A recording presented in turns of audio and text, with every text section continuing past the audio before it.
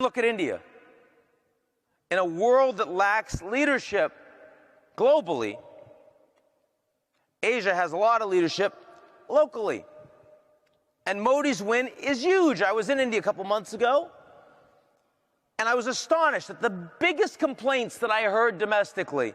I heard that Modi's traveling too much, spreading himself too thin, not able to follow up as much as people had hoped. I also heard that Arun Jaitley, who is the extremely competent Minister of Industry, Communication, Commerce, and like 3 other things, because the Modi's actually consolidated what had been a 70-person cabinet, is working so hard that he looks sick and that they're worried about his health. I got to tell you, the idea that in India those would be your two biggest complaints is astonishing. Right? I mean, this is a country that never had leadership of a party, and now you have Modi that actually controls the BJP. This is a government that actually shows up for work. This is a government that actually isn't corrupt. Truly isn't corrupt. That's astonishing in India.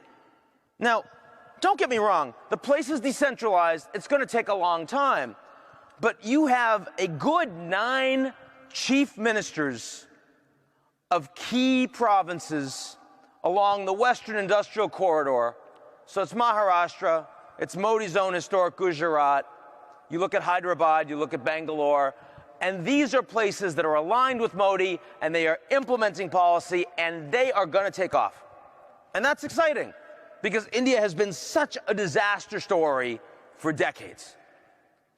So you look at major economies in Asia, and despite all of these geopolitical tensions, it actually looks pretty good in the near term. Now, I do believe that longer term, India's rise will make it very clear that it's the China-India conflict that we have to worry about, not China-Japan. Because the Japanese are not going to build a meaningful military. Their population is shrinking. They're not competing with the Chinese economy, and they won't be over the long term. They're at very different stages of development. They just hate each other historically.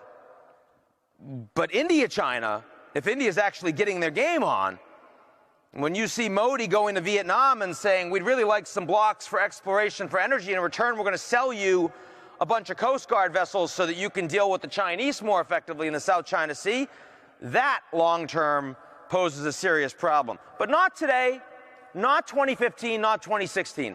So Asia geopolitically